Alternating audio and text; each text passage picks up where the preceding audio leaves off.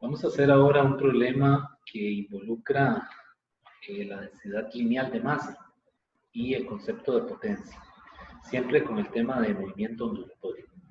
Este problema que vamos a resolver es un problema del año pasado, precisamente de hace un año, del segundo examen, perdón, el primer examen parcial del curso de Físicos 2. Entonces voy a leer el enunciado del examen.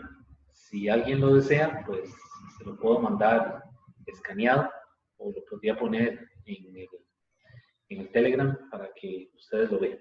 Pero voy a leer el enunciado y sacamos los datos del problema. Dice, es el problema número 3, dice, una onda armónica simple se propaga en la dirección del eje X positivo a lo largo de una cuerda cuya densidad lineal de masa es 5 gramos por metro. Recuerden que usamos el símbolo mu, pero que no es coeficiente de fricción, ¿verdad? Es la densidad lineal de masa. Ok. Dice, y esa cuerda está sometida a una tensión de 100 newton. Yo la llamé F igual 100. Dice, la amplitud de la onda es de 5 centímetros y su longitud de onda es de 75 centímetros. Y le hace varias preguntas. En la parte A le dice que calcule, la velocidad de fase de la onda. La velocidad de fase de la onda. ¿Cuál es esa V?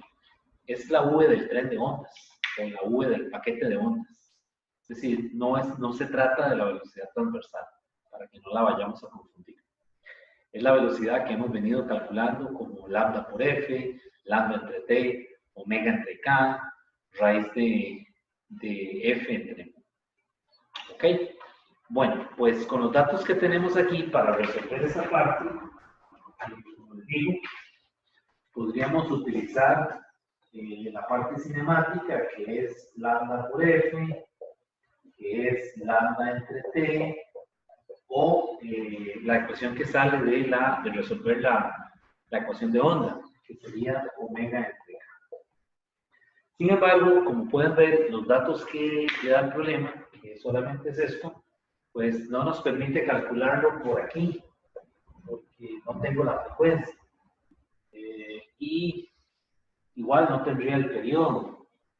Y tampoco me sirve como omega entre K, porque aparentemente no están omega ni K en el problema. Perdón, en los datos del problema. Entonces, la vía para hacer la parte A, la ecuación sería, en este caso, la raíz. V es raíz de F entre 1.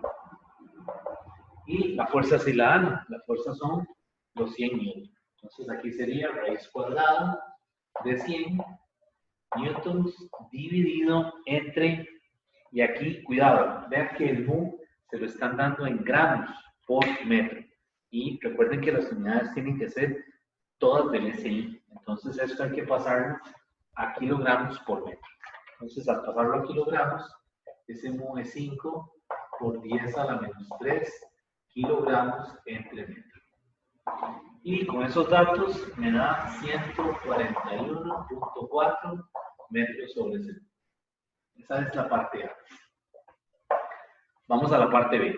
La parte B del problema dice calcule la frecuencia y el periodo. ¿Ok? La frecuencia y el periodo. Bueno, la frecuencia ya la podemos obtener de aquí, porque la frecuencia sería V sobre lambda.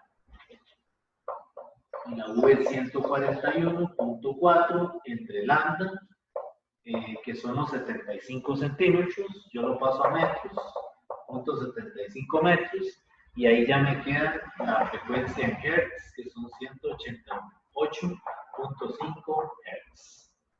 Y nos dicen el periodo, también, el periodo es muy fácil porque es el inverso de la frecuencia, es hacer 1 entre 188.5, y ahí tendría el periodo que son 5.30 por 10 a la menos 3 segundos, y como es un prefijo conocido, pues entonces lo podemos pasar a milisegundos. Entonces aquí sería 5.30 ms, o sea, milisegundos. No es necesario hacer eso, solamente que en física hay una tendencia a que cuando usted tiene una cantidad en términos de un prefijo conocido, una potencia de base 10 de un prefijo conocido, pues la pasa a ese prefijo. Algunas veces es útil a la hora de interpretar el sentido físico del problema. Bueno, vamos a la parte C del problema. El problema le dice ahora, dice que en t igual 0,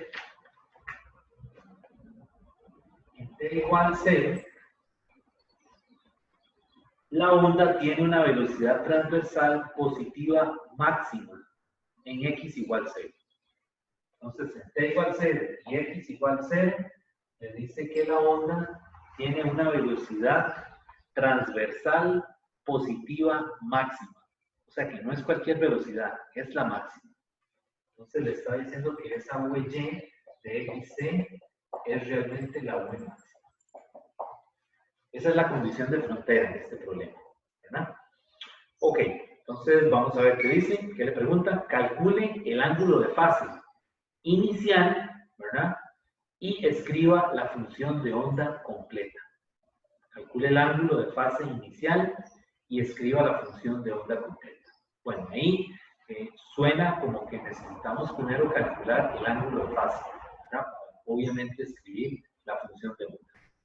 Entonces yo comienzo escribiendo la solución de la ecuación de onda, que es y de xt es igual a, y aquí voy a utilizar coseno. Voy a hacer un ejemplo que tenga coseno para que ustedes vean que se puede trabajar tanto con seno como con coseno. Entonces aquí sería coseno de kx menos omega t, porque yo sé que es menos, porque me están diciendo que el pulso se desplaza hacia la derecha, en la dirección del eje X positivo. Ok, y el ángulo de fase, pues ahora el inicial, le pongo un sub-0 ahí, ¿verdad? Para identificarlo, es esto lo que nos están pidiendo, ¿verdad? Entonces, pues, ahora calculo la velocidad transversal. La velocidad transversal de XY, perdón, de XT, es entonces la derivada de y respecto de t. Entonces derivo la función de arriba y esa función me tiene que dar la derivada de seno menos seno, y ese menos se cancela con el menos de aquí y me queda más, que sería omega a por el seno de kx menos omega t más el y. ¿De acuerdo? Ven que ahora lo estoy haciendo usando a y como o sea, el coseno, y el Tipler utiliza seno. Entonces vean que al final usted no tiene que hacer ninguna conversión de ángulos de fase porque con la función con la que usted arranca, con esa le da la respuesta si todos los pasos que realiza, que efectúa son correctos. Bueno, entonces ahora lo que viene es hacer la sustitución de las condiciones de frontera. Entonces las condiciones de frontera las voy a hacer en la velocidad. Y esta parte la voy a hacer aquí arriba.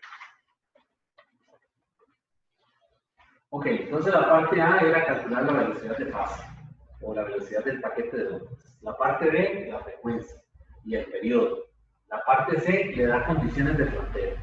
¿Por qué yo sé que le da condiciones de frontera? Porque le dice tal X, para tal tiempo, ocurre tal cosa. Es decir, le da un valor para Y o un valor para la V transversal. En este caso, en este problema en particular, le están dando un valor para la V transversal. Le están diciendo que no es cualquiera, sino que es la máxima. Ok, entonces vamos a ver cómo se traduce eso en términos de resolver el problema. Lo que yo voy a hacer es que la Y no la voy a usar, sino que voy a usar la información que me dan de la velocidad. Entonces lo que yo hago es que voy a sustituir aquí. Me dicen que esa velocidad transversal es la máxima, es V máxima. Ya vimos que en ondas esa velocidad máxima siempre es el valor absoluto de VY. O sea que siempre va a ser más omega por A. Recuerden que en la clase de teoría dijimos que esa velocidad siempre es positiva. Entonces voy a sustituirla aquí. Y entonces me va a quedar así. Voy a hacerle este paso aquí. Omega por A es igual a omega por A por el seno de K multiplicado por X, pero X es 0, menos omega multiplicado por t, que es 0, más el phi 0. Ven que ahí estoy sustituyendo o utilizando la condición de frontera para intentar calcular el ángulo inicial de fase.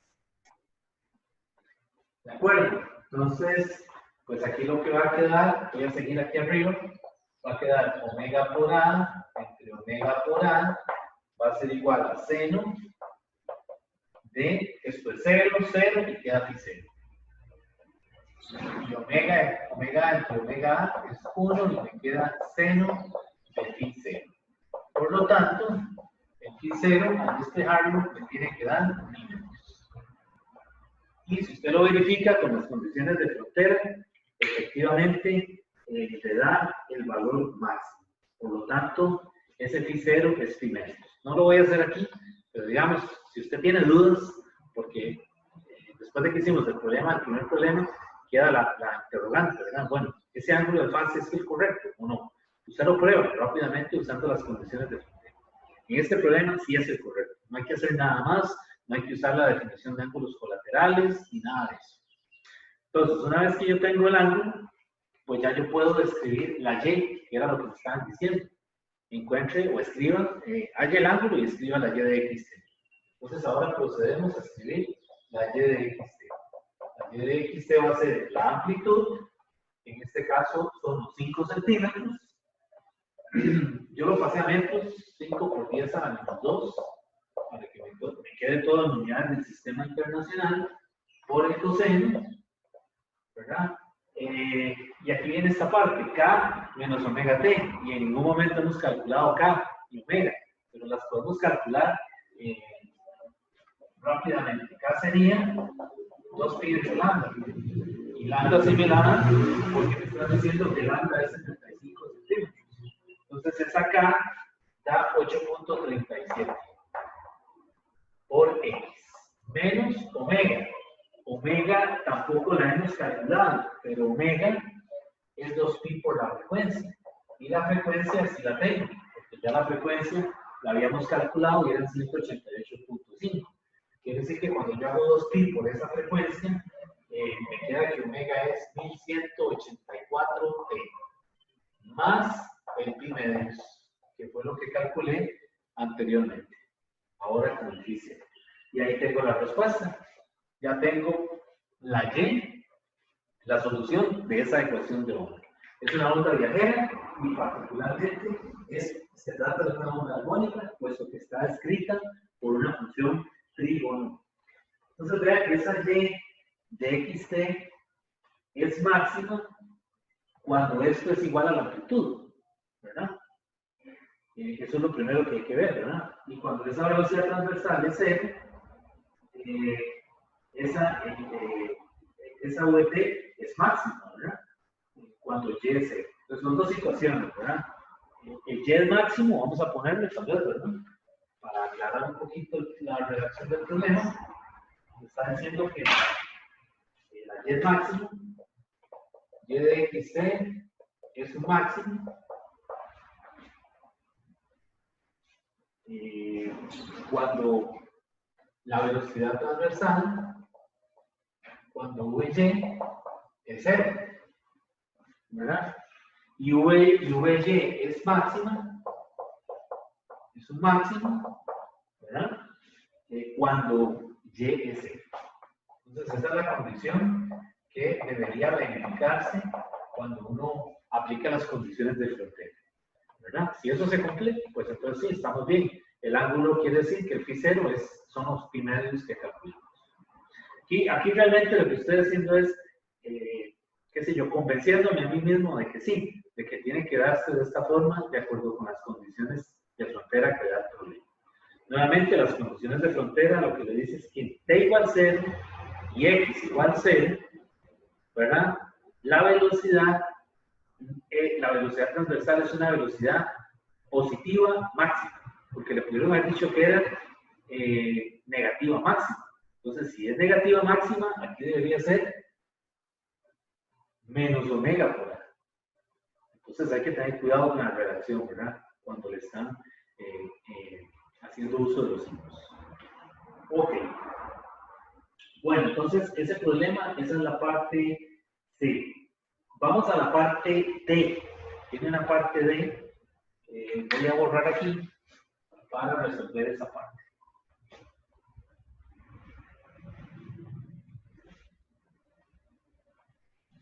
La parte D del problema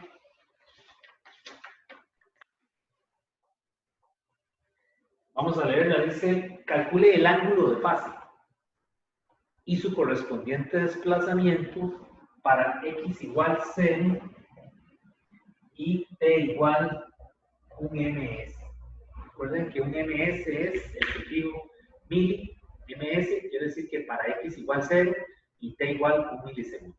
Entonces ahora, ¿qué le pregunta? ¿Qué hay que calcular? Dice que calcule el ángulo de fase. Qué raro, porque si ya eso nos lo habían pedido antes, vamos a devolvernos, porque en la parte C, ¿qué le dice? En la parte C le dice, calcule el ángulo de fase inicial. Cuando le hablan del ángulo de fase inicial, se refiere a la constante de fase, precisamente al phi, ¿verdad? Pero recuerden que a todo el argumento le tienen un nombre, le llaman la fase del movimiento, o algunas veces le llaman también la constante de fase. Entonces vean que es un juego de palabras, ¿verdad? Esta es la constante de fase inicial, pero todo esto es la constante de fase, o la fase del movimiento. Entonces, en este caso lo que le está diciendo es que calcule el ángulo de fase, está pidiendo la fase del movimiento. ¿Para quién? Para esta x igual 0 y t igual 1 milisegundo. Entonces, cuando le hacen esas preguntas, es muy sencillo. Lo que yo hago es que cojo el argumento. Y a ese argumento le llamo phi. Que sería 8.37 x menos 1184t más pi menos. Este es el ángulo de fase, o lo que le llaman la fase del movimiento, que matemáticamente es el argumento de coseno, ¿verdad? Y entonces ahora lo que hacemos es que sustituimos ahí para los valores conocidos que tenemos, ¿verdad? Para la x0 y para la t igual 1 milisegundo. Y resulta que ese ángulo de fase me da, cuando lo calculamos, me da phi igual 0.385. 0.385, que es n valores. ¿De acuerdo? Y ahí estamos calculando la constante de fase. La parte del problema no termina ahí. Una vez que le dice que calcule el ángulo de fase, le dice y su correspondiente desplazamiento, ¿verdad? Para x igual 0 y t igual 1 milisegundo. Entonces, aquí lo que hacemos es que calculo y ahora su correspondiente desplazamiento. Su correspondiente desplazamiento es simplemente y igual a por el coseno de phi, que es la constante de fase. Entonces multiplico la amplitud que me da el problema, que son 5 centímetros, o si quieren metros, como quieran, por el coseno de 0.385. Y eso me da más 4.63 centímetros. 4.63 centímetros. Y ese es su correspondiente desplazamiento. Ok, vamos a la parte E del problema. La parte E del problema le dice que calcule la magnitud de la velocidad transversal máxima. La magnitud de la velocidad transversal máxima. ¿Cuál es la magnitud? V transversal máxima. La V transversal máxima corresponde aquí a V máxima. La V máxima o la V perpendicular máxima. Es omega por A. Coja el omega, ¿verdad? Que lo calculó por aquí, 2pi por f, y multiplíquelo por la A, que es la amplitud de la onda, que son 5 centímetros. Y eso da 59.2 metros sobre segundo en unidades del sistema internacional.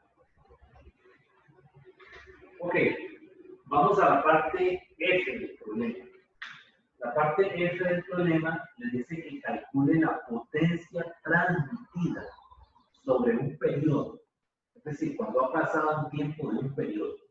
Aquí utilizan esa notación, se refieren a 2 periodos, a n periodos. Es cuando ha pasado 1, 2, 3, los cuentan, ¿verdad? Entonces, ahí le dice la potencia promedio transmitida sobre un periodo, sobre un t. Recuerden que en el cálculo de potencia tenemos potencia instantánea, que depende de x y de t, y también tenemos potencia promedio. Aquí le están pidiendo la potencia promedio, que es constante. ¿Cómo calculamos esa potencia promedio? Bueno, esa potencia promedio, para repasar, deberíamos primero poder calcular la instantánea. Por ejemplo, que les diga que calcule la instantánea. Bueno, nos está pidiendo la potencia promedio, pero tenemos que calcular, supongamos que queremos la instantánea. Entonces, el procedimiento es el siguiente. Tipler le da esta formulita, le dice que P de xt, potencia instantánea, es igual a menos F. Recuerden la componente tangencial en Y, ¿verdad? Aplicada en aquel segmento de cuerda. Entonces es la ft, que el Tipler le llama t, por la derivada de Y respecto de X por la derivada parcial de Y respecto de t. Y pues haciendo esas derivadas, que no las voy a hacer ahora, llego a una formulita para potencia instantánea. P de xt es igual a ft, ¿verdad? Por a cuadrado, multiplicado por omega, por k, por coseno cuadrado de kx menos omega t. Vean que ahora me salió coseno cuadrado, ¿verdad? Y la fórmula que da el Tipler es coseno. Pero recuerden que estamos usando la y con coseno. Entonces, estamos a propósito cambiando la función trigonométrica para demostrar que efectivamente la potencia promedio sigue siendo una constante. Entonces, aquí tenemos la potencia instantánea. ¿Por qué es instantánea? Bueno, porque depende de la X, por donde está pasando ese punto P, y el instante en el que está pasando por esa X. ¿De acuerdo? Y lo que dijimos después, cuando vimos la teoría, es que si queríamos calcular la potencia promedio, pues simplemente utilizamos el concepto del valor promedio. Y el valor promedio es una integral, por ahí yo la había puesto, cuando hablamos de potencia promedio, o P-prom, como usted le quiera llamar, o algunos libros usan unos paréntesis angulares así, todo eso significa lo mismo, es 1 sobre t, integral de t a t más t, de la potencia instantánea, del p de xt de t. Entonces, otra vez, no voy a hacer esa integral, porque lo que nos va a aportar es un factor de un medio. Y a lo que llegamos es que la potencia promedio es entonces igual a f por a cuadrado, omega k, entre t por t medios, se cancelan los t, y me queda entonces un medio de f t, una componente tangencial de a cuadrado, omega por k. Y ahí ya puedo sustituir, ¿verdad?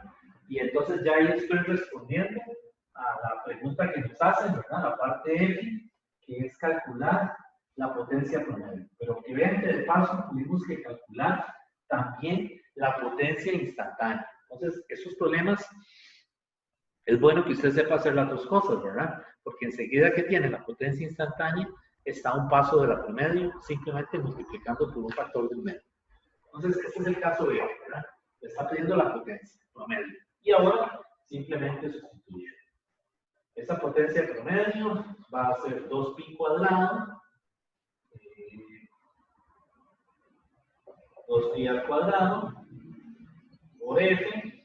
Simplemente estoy cambiando lo que es el omega, ¿verdad? El omega es 2pi por f, ¿verdad? Y entonces me va a quedar 2pi por f, la f es 100, ¿verdad? El 0.05, que es la amplitud, al cuadrado por el omega, que son 100.885, y eso lo divido entre 0.0.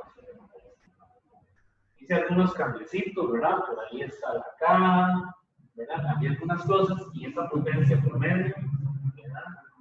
1.24 kilowatts. Y si de paso, para finalizar, el problema le dice, calcule la energía total en un periodo, que la pregunta le dice, calcule la potencia promedio transmitida sobre un periodo, ¿verdad? Y su energía total. Entonces, si le dice ahora que calcule la energía total, recuerden que es potencia promedio, que es la fórmula que da el Beaker, que a esta energía ellos le llaman delta E. Ese delta E es para darle el significado de que se trata de un valor finito, es decir, que es un valor es un número, ¿verdad? No es un diferencial, no es una función de algo, sino que es una cantidad que ya está establecida. Entonces, potencia promedio por tiempo. ¿Y cuál es el tiempo aquí? Está diciendo que para un periodo. Entonces, cuando yo sustituyo la potencia promedio y la multiplico por un periodo, ¿verdad? Que el periodo eran 5.30 por 10 a la menos 3, y la potencia es 1.24 por 10 a la 3. Vean que aquí está en kilowatts, pero esta respuesta me va a dar en watts. Realmente lo que da es 1.24 por 10 a la 3 watts. Bueno, cuando yo multiplico eso por el periodo, me da la energía, que son aproximadamente 6.57 joules. Y eso es energía por unidad de longitud. Vean que aquí lo que estoy haciendo es, el lambda está abajo. Lambda es la longitud de onda. Entonces, eso también depende de cómo se lo piden, ¿verdad? Si me piden potencia por unidad de longitud en un periodo. Ok, bueno, este es un problema de un examen del año pasado, un examen bien. Vamos a hacer entonces otro problema de este material.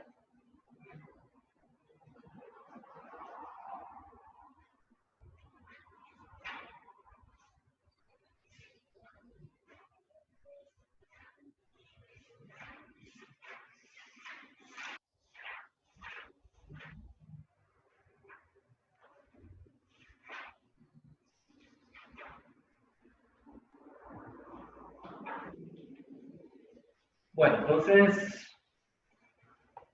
vamos a hacer un problema ahora con lo que vimos de la intensidad y el nivel de intensidad. Otro problema más.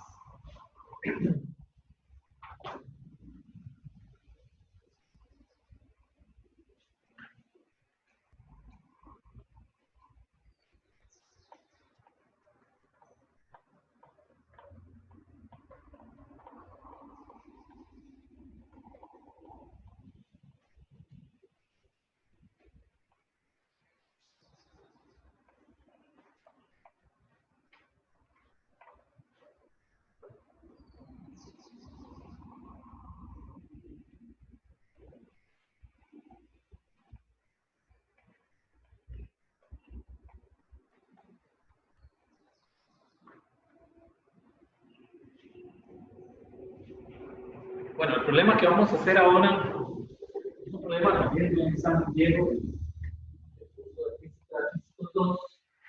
y es un problema, este es del semestre, este es del verano del 2018. Verano del 2018. Entonces, vamos a leer el enunciado problema. Dice: la bocina de un carro se oye hasta una distancia de 1 kilómetro. Eso sería 1.000 metros. Es aquello de umbral de audición, ¿verdad? En el ser humano. Entonces, bueno, esa es la información que le dan. Le dicen que la bocina de un carro se oye hasta una distancia de 1 kilómetro. Perdón. La parte A le dice calcular la sensación sonora, y eso es el nivel de sonido, ¿verdad? O sea, la beta, a 100 metros. O sea, le está diciendo que calcule la beta para una distancia de 100 metros. Entonces, ¿cómo hacemos este problema? Que aparentemente pareciera que faltan datos, ¿verdad? Vamos a ver, dice: la bocina del carro se oye hasta una distancia de 1 kilómetro. Y Y entonces la parte de análisis calcule la sensación sonora, que esto sería el nivel de intensidad o el nivel de sonido, que es la beta. Recuerden no confundirlo con la I, que es intensidad, ni con la intensidad relativa. Entonces vean que aquí utilizan palabras muy parecidas para referirse a cantidades que son físicamente distintas, ¿verdad? Vean que apareció una nueva, que es esta de sensación sonora, ¿no? Sensación sonora es el nivel sonoro, como el nivel de intensidad. Bueno, ¿cómo hacemos este problema? Esa parte A, y muy sencillo. Vean que nos están pidiendo la beta para dos distancias. Un observador que está a 1 kilómetro y el que está a 100 metros. Entonces, yo puedo utilizar esta fórmula. Para esta primera parte, yo puedo utilizar que beta es 10 por el logaritmo de I entre I0. Y ya yo sé que la I entre la I0 es una relación que es inversamente proporcional a las distancias. Este sí, este es 0. Si este es I0, este es 0. Y eso está elevado al cuadrado. Entonces lo que voy a hacer es simplemente sustituir esto en el argumento del logaritmo. Y me queda esto. Beta es igual a 10 por el logaritmo de R0 entre R al cuadrado. Y bajo el 2 y me queda 20 por el logaritmo de R0 entre R. Y ya ahí tengo la respuesta. Simplemente sustituir los R's que tengo. Es 20 por el logaritmo de los R's. Y esos R's son el R inicial, que es donde está el observador, 10 a la 3, que son 1000 metros, y luego el R donde está el otro observador, que son 100 metros. 10 a la 3 entre 10 a la 2, eso me queda 20 por el logaritmo de 10. La base y el argumento es lo mismo, por lo tanto eso vale 1, por lo tanto el beta son 20 decibeles. Y ahí está la respuesta del problema, la parte B. ¿De acuerdo? Ok, vamos a la parte B del problema.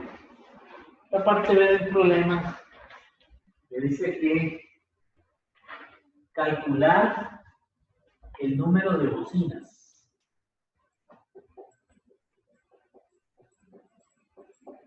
Calcular el número de bocinas iguales que habría que juntar para que a 100 metros la sensación sonora fuera de 60 decibeles.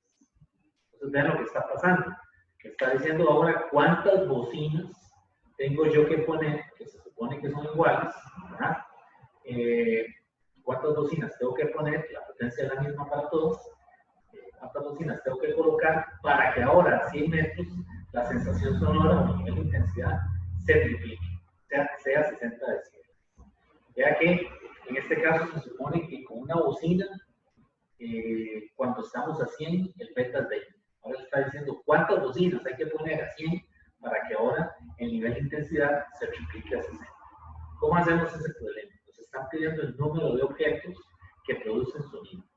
¿De acuerdo? Entonces, cuando en estos problemas le piden el número de martillos o el número de máquinas de escribir o el número de lo que sea que esté produciendo sonido, lo vamos a llamar con una N y la vamos a incorporar dentro del argumento del logaritmo. Entonces vamos a hacerlo de la siguiente manera. Está pidiendo el número de bocinas. Entonces el razonamiento es el siguiente. Una sola bocina, ¿cuánto proporciona? ¿Cuánto proporciona de nivel sonoro? Bueno, una bocina produce o proporciona 20 decibeles. Eso ya lo sabemos de la información del problema al inicio y de la parte A. Entonces, quiere decir que beta 1, el nivel de intensidad con una bocina, es 10 por el logaritmo de I 1 entre I0, donde I0 es la intensidad total, y esto sería igual a 20 decibeles. ¿De acuerdo? Eso sería el planteamiento para una bocina. Vean que esto no es lineal, ni es un factor de 3. Es una escala logarítmica. Vean aquí el logaritmo donde está, ¿verdad? Entonces, no podemos resolver esta n o intentar despejar esa n como que si fuera un factor, una regla de 3 simple, ¿verdad? Es decir, no es un comportamiento lineal. Ok, entonces, esto es para una bocina. Entonces, ahora hacemos el mismo razonamiento para las n bocinas que nos están pidiendo.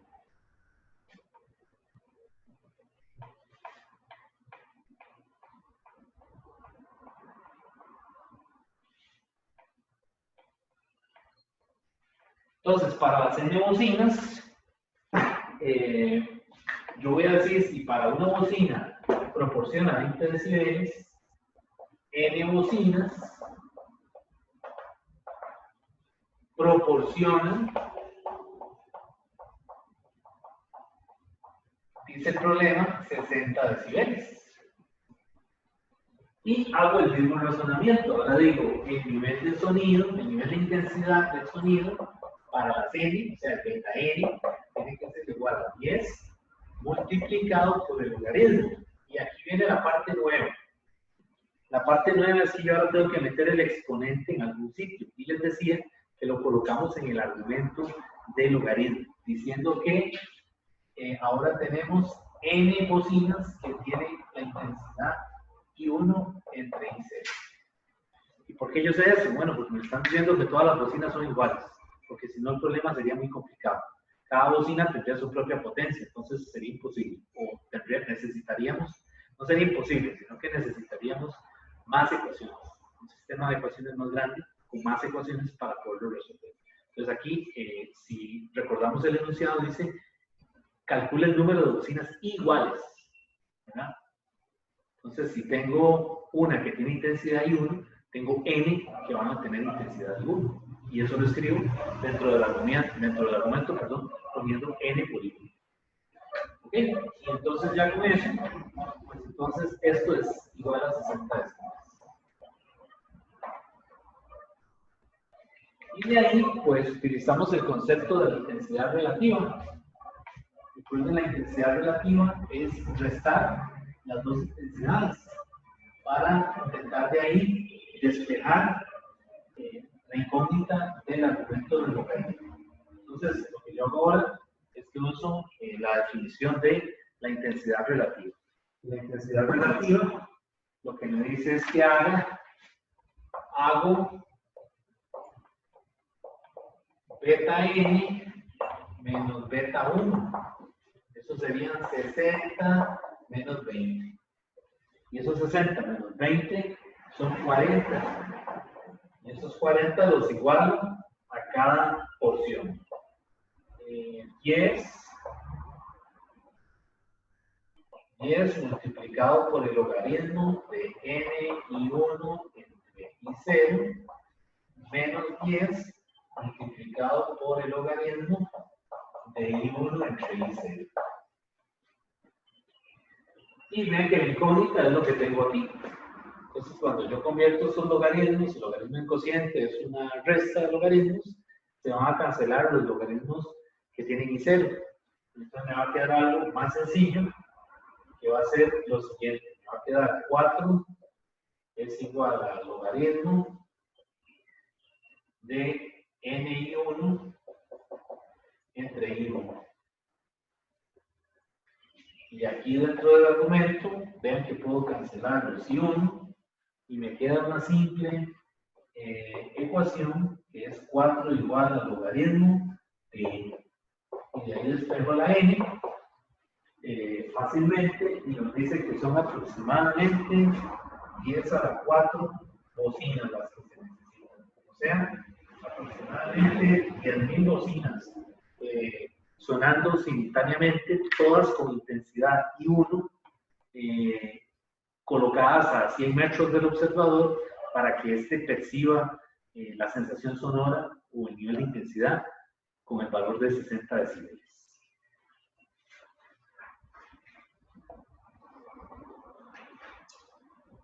Bueno, entonces vamos a resolver otro problema, jóvenes.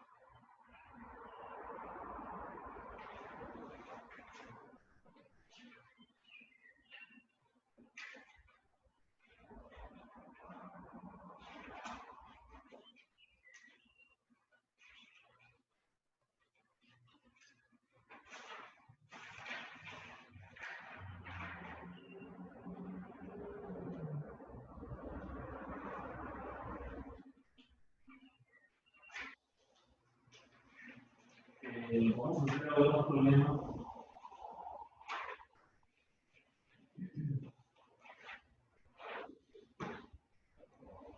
Otro problema sobre la parte de ondas.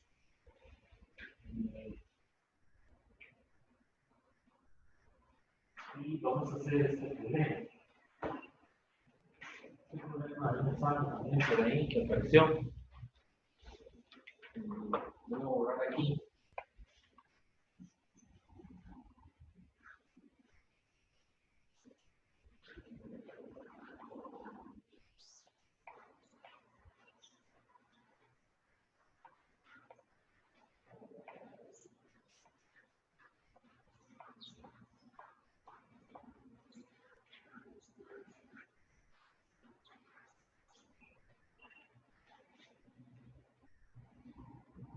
Bueno, este problema dice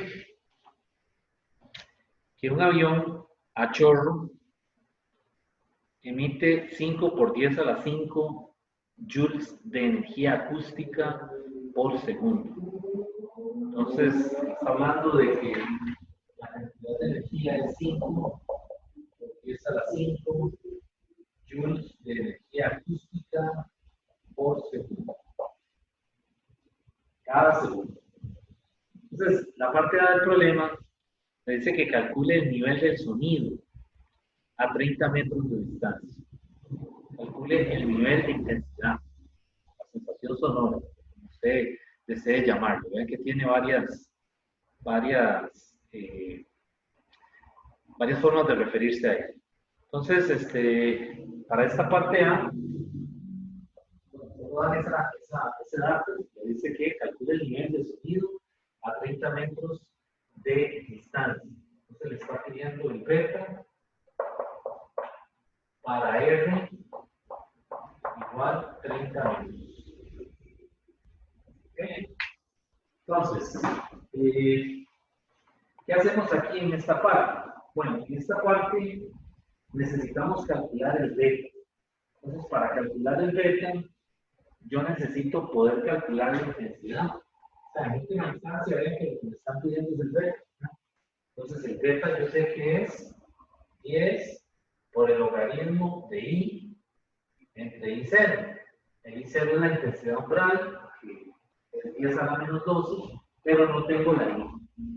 Entonces, yo necesito ver de qué forma yo puedo calcular esa I. Para lo cual, yo recurro a eso.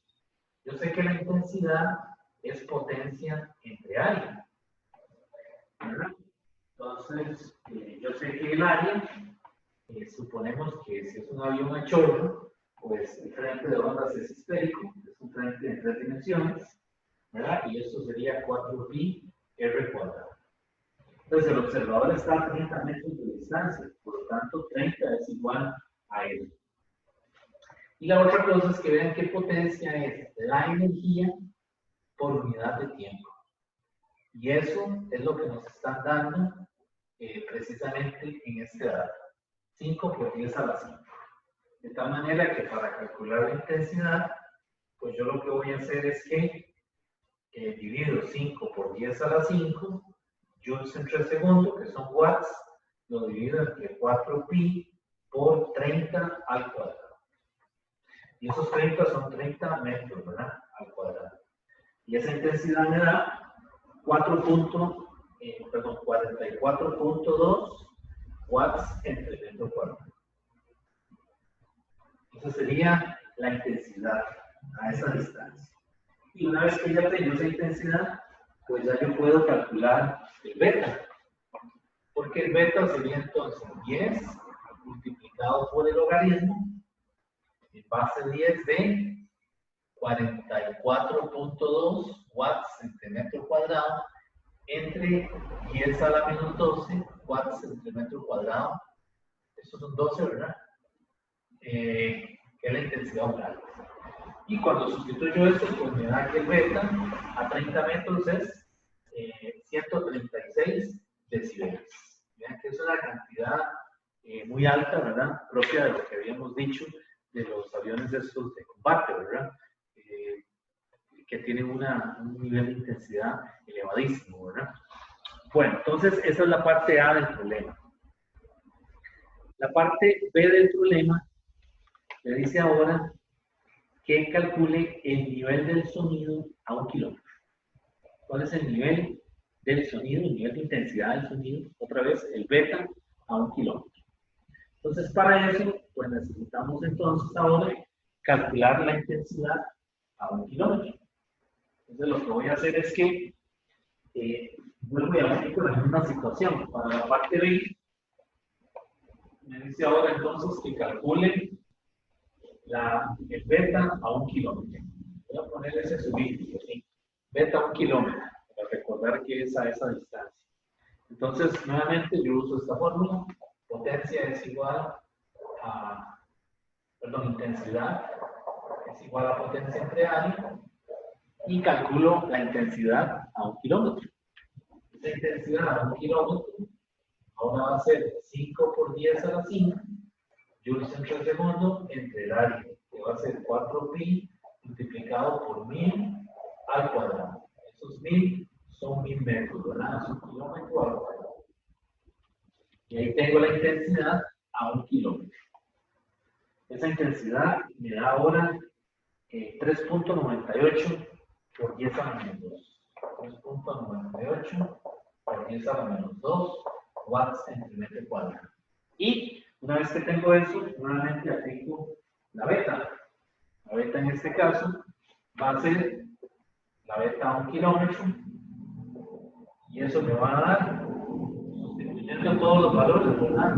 Haciendo esto mismo de aquí, me queda que esa beta es 99 decibeles.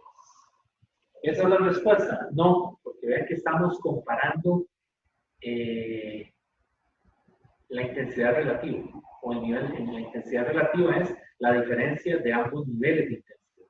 Entonces, cuando ahí le dice calcule el nivel de sonido a 1 kilómetro, se está refiriendo a que calcule la intensidad relativa. Es decir, que una vez que tiene las dos intensidades, que haga la resta. Entonces, esa intensidad relativa, delta beta, va a ser entonces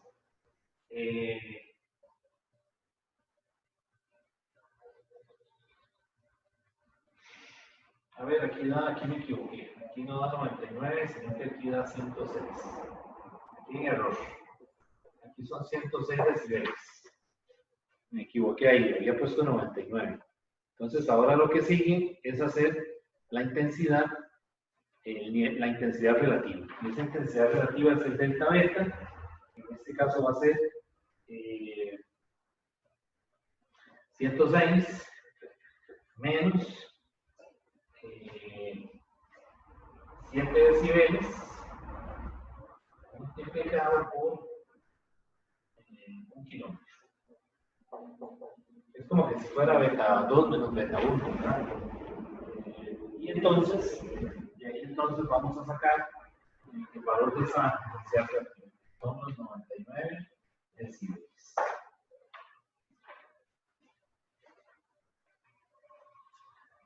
Ok. Entonces vean que hay que tener cuidado a la hora de distinguir esas cantidades, ¿verdad? El nivel de intensidad con la intensidad relativa, o la intensidad relativa, el nivel de intensidad, y la otra cosa es la intensidad como tal. Bueno, entonces, en una parte C del problema se dice que calcule lo que no voy a leer el problema completo porque falta un dato que no estoy aclarando bien. Voy a leer el problema. Dice, un avión a chorro emite 5 por 10 a la 5 joules de energía acústica por segundo. Parte A, calcula el nivel del sonido a 30 metros de distancia. Fue lo primero que hicimos, ¿verdad? Es esta parte de aquí. Luego la parte B le dice, luego le hace este comentario. El aire absorbe sonido a razón de aproximadamente 7 decibeles por kilómetro, ¿verdad? Entonces le pregunta a la parte B, le dice, calcula el nivel del sonido a 1 kilómetro. ¿De acuerdo? Entonces, claro, ahí, después de que hacemos esta parte, para yo encontrar la intensidad relativa, tengo que meterle el factor de 7 decibeles, porque es un dato del problema. Se dice que el aire absorbe sonido a razón de aproximadamente 7 decibeles por kilómetro. O sea, es un factor que hay que restarle a la intensidad que usted halló, que son los 106. Entonces, de ahí es que viene la operación que yo estoy haciendo de hacer 106 decibeles menos 7 decibeles por kilómetro. Porque me está diciendo que es a 1 kilómetro. Y entonces, cuando hago esa operación, pues entonces me quedan los 99 decibeles. Ok. Luego la parte C del problema le dice que calcular el nivel del sonido a 5 kilómetros del avión. Tome en cuenta la absorción del aire en los incisos B y C. Y esto es, calcule el nivel del sonido. O sea, otra vez, el nivel sonoro. Entonces, en este caso, utilizando los datos anteriores,